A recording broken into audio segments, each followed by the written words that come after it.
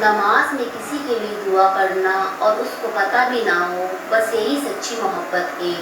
وہ تیسرا شخص کتنا خوش نصیب ہوتا ہے جس کو ہمارا من پسند شخص مفت میں مل جاتا ہے۔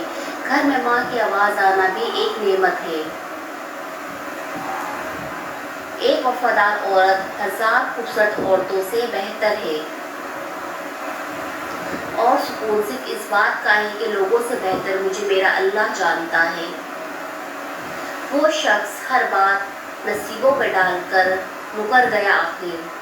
صاف نیت سے مانگا جائے تو رب نصیب سے بڑھ کر بھی دیتا ہے۔ فاصلے اہمیت نہیں رکھتے، تعلق میں مخلصی ہونی چاہیے۔ بہترین فیصلہ چاہتے ہو تو سب کچھ اللہ پر چھوڑ دو۔ قیمتی تھے کبھی ہم بھی، پھر رفتہ رفتہ عام ہو گئے۔